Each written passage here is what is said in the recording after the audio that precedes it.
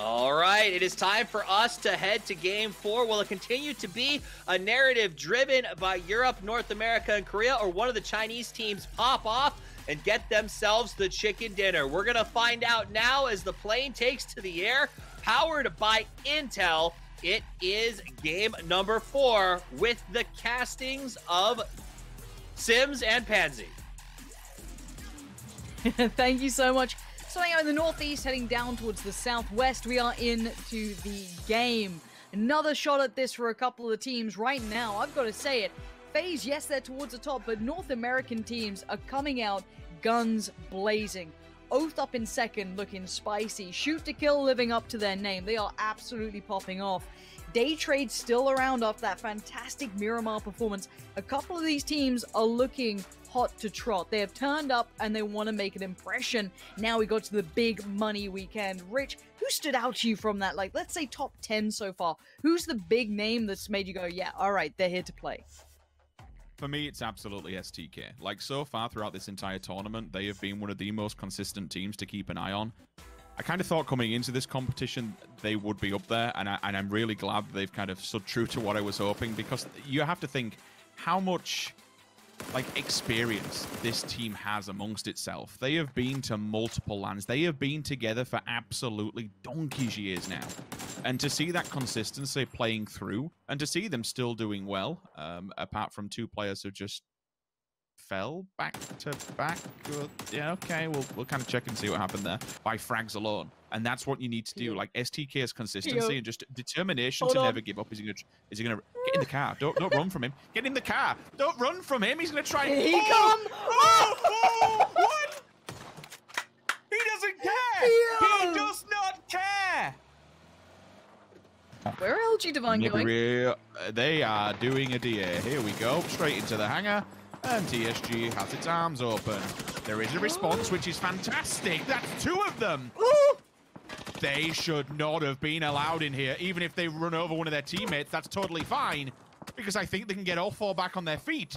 And they've made it in really without any kind of damage. Turtle will be back up. And TSG should have lost that. That is...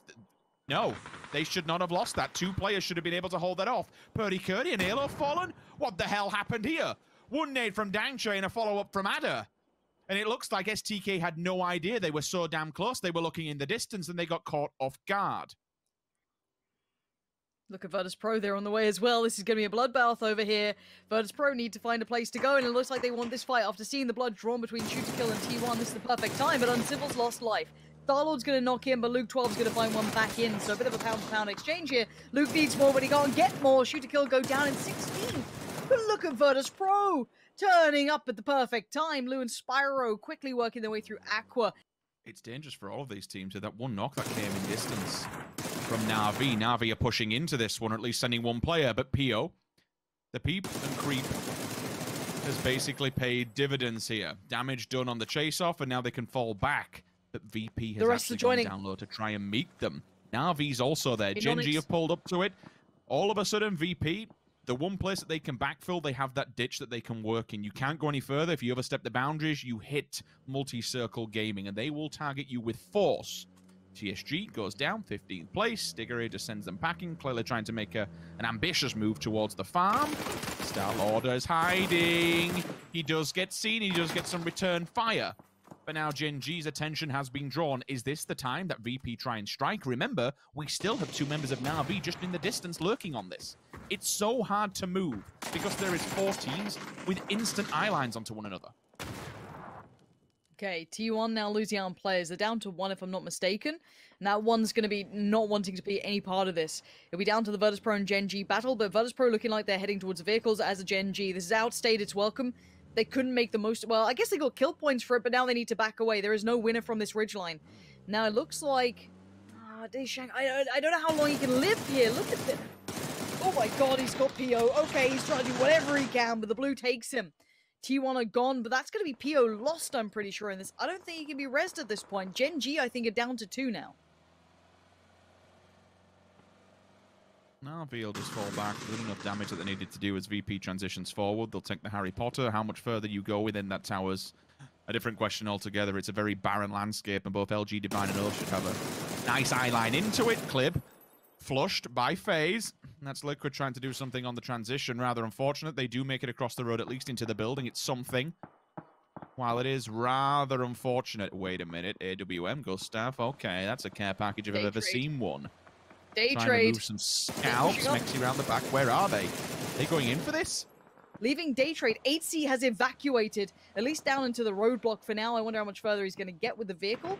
But at the moment, Liquid have left the compound too. They're on the way, and it doesn't look so good for them. There's nowhere to go to on this. Lingdu's found Snakers, and there's Gustav, a big one. Takes out Ibby from the car now. Jeems all alone. He's got Gen.G on one side, spots out Loki, takes him, but he needs to still keep going. That car is barely working. But he's going to find a bit of cover, take down Loki, and maybe hit the deck and try and stay alive if he can. And everyone's aiming towards this because this is basically the last chance to dance. This is the only real vital part of ground you can do anything from.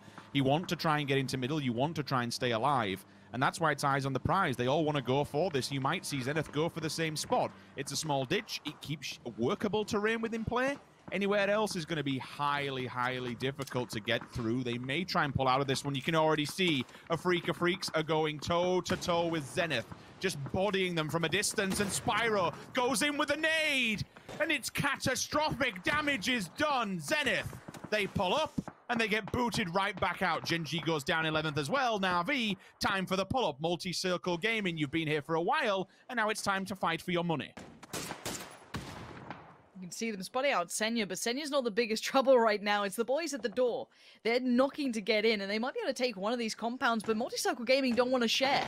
They're now going to be in there, 3v3 in the building, but it's Tank with the kill towards Tab and the flush to keep it going well as well. You see, utilizing these vehicles so nicely, but one nade could be a huge problem. Senya now has to join the boys. He has to fight from the front. Tank's nade finds Kemba.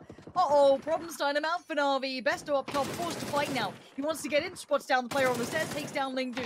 But that's not the player who's been killing them downstairs. They know there's more. Tank on the turn, but no, Besto just better. And now Na'Vi start to break down this compound, but Senya's no dash on the outskirts. Didn't expect it. Finds Senya, looks for more. No! Big boy Besto finally takes the compound. If he'd have just shot through the smoke, then that would have been a phenomenal blind fire. Lee's here to try and clear up whatever's left over. Still got this player lurking around in the distance. Liquid goes down, 10th position. LG Divine now, they have to fight for what they claimed earlier on. Relo up on top, through the rafters, through the windows. They thought they were safe inside here, but absolutely not. He has a very dirty angle. Goes for the jump shot and force him out into the open. Smokes will be there for all but a moment. Besto continues the damage onto Multi-Circle Gaming. 2 fights, 2 different angles we need to keep a track of. VP is in resuscitation mode, trying to get revives off in the distance. JN is just bopping, weaving, ducking, diving, whatever he can do. The fires and the flames have finally got his ankles. He will fall down, and it comes to Levi to try and hold the mantle here. A 1 versus 3 left standing. Balefrost is in. He's in for a pound, but I tell you what, he's flash-banged up, and it's cost him dearly. His life. He's out. The turn. It's there. Oh. It's phenomenal. Levi's absolutely doing this one. He's broken Oath apart. 2 players back-to-back, just like that. And all of a sudden, Relo has to do it from a different angle. They could try and box him in simultaneously, but now all of a sudden, you've just been put on red alert. Oath, that is a catastrophic losing of 2 players like that. Will there be any more, though? That's the bigger question. He steps up to the plate, and finally they eliminate LG Divine, but at what cost? A huge cost at that, and I don't even know if that was a team flash, I'm almost certain. That was a huge mistake. I don't think Levi's flashed him. I think that was a team. That aside, though, we are seeing VIRTUS.PRO and ENCE now in a bit of a battle. VIRTUS.PRO do have the better position on this, and the better molly coming out from Spyro. Truly the dragon at this point just burning the floor, and there you are, 10 kills for VP. They dealt with the fight in the north, and they've stayed alive here, working their way down. Multi-Circle Gaming eventually do get the better of Na'Vi, working their way out of the compound. But this is a circle of death here, keep in mind. All those teams on the outskirts have been brutalized. Now, a Freak of Freaks with an interesting approach, a 2-2 split in the north, maintaining the compound, but also putting a CAD and one other into the field itself. It is Hickory there with him, it is. So they're sweeping through this, but Lou still on the battlefield. VIRTUS.PRO, this is a sick game from them. They were not in a great position circle-wise, but they fought for this. Now Oath, again, after that disaster they just faced, they're going to try and pull back together whatever they can. It might just be pack caps on the run here. Rello's been knocked, and VIRTUS.PRO stand in between him and safety. I don't think he's going to get much to it, but Akad has found Batulins. This is a great position for Afrika Freaks. We've seen what they can do from this spot before. FaZe still alive, Daytrade still alive, VIRTUS.PRO still alive. More kills, breaking through double digits. 12 kills now. If they get the res, they're back in form. Gustav wants in. That's the Orm still rattling off shots in the distance. That's going to be a big player gone. Norrens as well is keeping a good amount of information flowing. Oh my word, do it, Gustav. Do the dirty. I don't know if anyone's watching this. I don't know if Akad has vision on that wider side. He might, but it doesn't.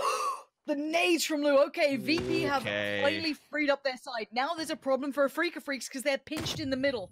But if VP push hard on this, what a huge game. 14 kills already, a top 3 position. This has been a massive game for them. Afrika Freaks are getting close. This nade, that looks pretty decent. That could find one there. Oh, they're scattering. 80's low. Okay, that's 80 now knocked. Recoverable possibly, but EJ wants to make sure they can't. Gustav could be in trouble from this. But again, those Orms can flush here, those one-shot capabilities. There you go, Uber's now been found. This is scary times. Afrika Freaks go right. FaZe on our biggest threat right now. VIRTUS.PRO is, they're piling in towards Spyro. Do they know where he is? Are they aware? The nades come out. Spyro's right there. EJ must be in trouble now. He turns around on a dime and now he knows he's in danger. This is not as safe as he thought. They lost track of where these VP players were. The molly is so good. They're trying to heal through it. Hansi is still there. Another nade, another flash. Everything they've got thrown in on this. Off the back. Spyro holds it down. VIRTUS.PRO. Unbelievable work.